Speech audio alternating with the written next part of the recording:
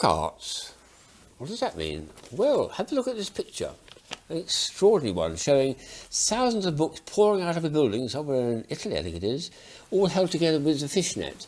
It looks like an avalanche, doesn't it? Astonishing. Well, I can't get that sort of thing in my collection, but what I do like finding is some novelty books.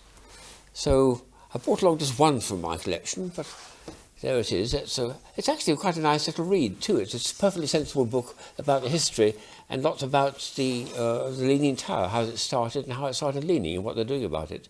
But it's all at a lean, which is very nice. So this is one of my books, but I was aware that a friend of mine, Gerard Darby, who's very kindly joined me, has got one of these as well, and I wanted to see what else he got in this theme of novelty books. Gerard, thank you very much for joining me. What can you show me, which I probably haven't seen before? I've got a couple of different shape books, first of all. This is a block, and it's a writer's block. It's a writer's block, and it's used by writers when they've got writer's block, and they can open it at any random page, and then there should be something for them to write about. So what's that? That's write about... Your worst habits, look at that. Goodness me. Write about your worst habits. Smoking and things, yes. Oh, and so on, yes. Okay. But it's a block, and it's a writer's block. Yeah, okay, that's good. That's nice. That's very nice. I've got something like this in my collection, which I whirl like that, which I rather like. But there we are. But these are novelty books, playful books. This is another shaped book. Sit and solve lateral thinking puzzles. Great Paul Sloan. That's what I call toilet humour, this one, but it looks good. It looks good. Yes. Lateral? And for when you're sitting on the throne and need something to be thinking about, so these are some puzzles for you to be kind of getting involved with. Yes. That's very nice. Pages and pages of puzzles. Look at that. Wonderful. And all in a book that's shaped like, yes. That's magnificent. Next up is a quite extraordinary book, and it pretends to be a library book, because if you look at the back there, there's all the people who've been when they borrowed it out, date stamps and things, yes. Old library book. Yeah. And the extraordinary thing about it is it's like any book, you've got the actual story that's going on within it. That text in there. You've got the text, and then you've got these two people who've borrowed the book, and they're starting to correspond with each other on the pages of the book, and talking about the book and talking about their lives and so on. So you've got another story that's going on within the same book, and also what they do is exchanging a round robin letter back and forward. Absolutely. Extraordinary. And what they also do is they leave things for each other as well within the pages of the book. So that looks like a photograph there, or there's in there a postcard, a postcard that actually says, what they're up to and so on. But you've got all of this, so it's almost like having three stories within the one. The one book. Yeah, I did notice at the very back when you first opened it, it said "keep clean." That's something I hadn't done. So great book. There we go. That's marvellous. This is quite a novelty book rather, in the sense that it's called The Unfortunates. It's a book from the 1960s, and it's what it is. What's unusual about it is you've got something about the book at the front. Yep. And then you've got the first chapter. Yep. You have to read that at the beginning. You read that at the beginning. And then you've got the final chapter, the last chapter at the end. And then the remaining chapters you can actually read in any order at all. Oh my goodness, that's clever. Whatever random order, and it still makes sense as a book. The narrative still flows. You've still got some sort of narrative, but each time it's going to be different. I had heard of this, but never actually seen it, actually. I have heard of this, but what a wonderful thing to see it. And something I must borrow from you sometime to see if it works. Absolutely. Give it a read. Exactly. Wonderful. This next book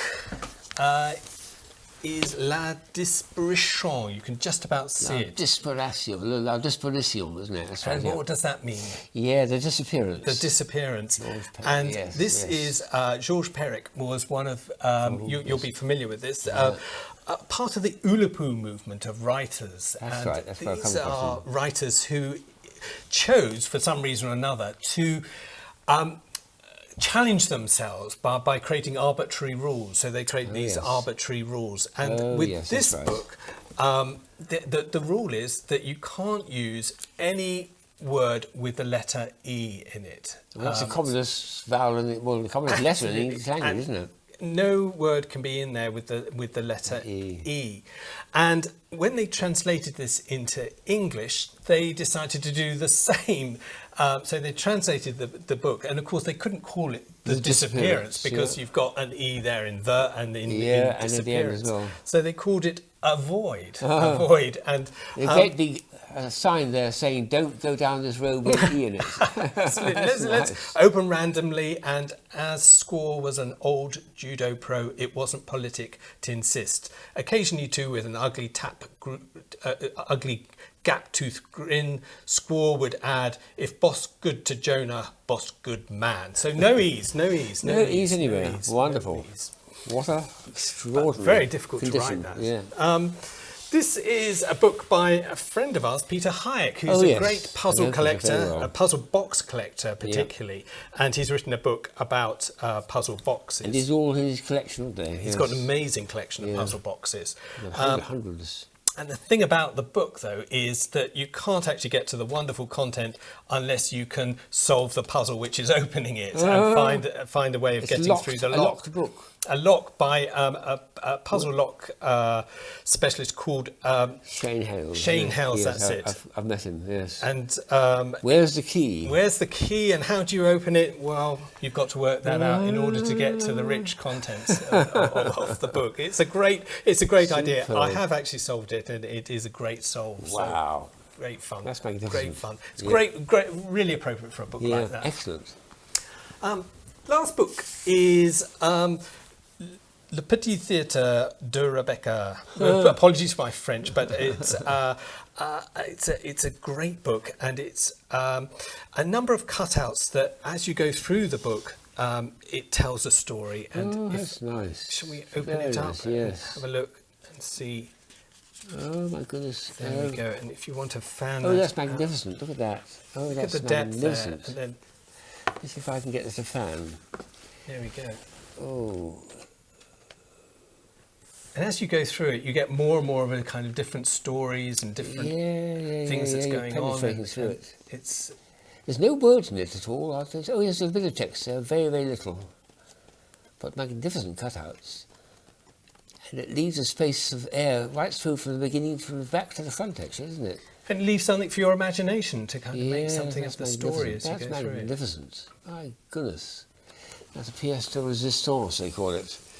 Well, those are far, far ahead of the little one that I showed at the beginning, the Leaning Tower of Pisa. But these are magnificent. Thank you very much indeed for bringing these along. They're an absolute treat, and several of them I'd love to borrow sometime. You're welcome to. What a man.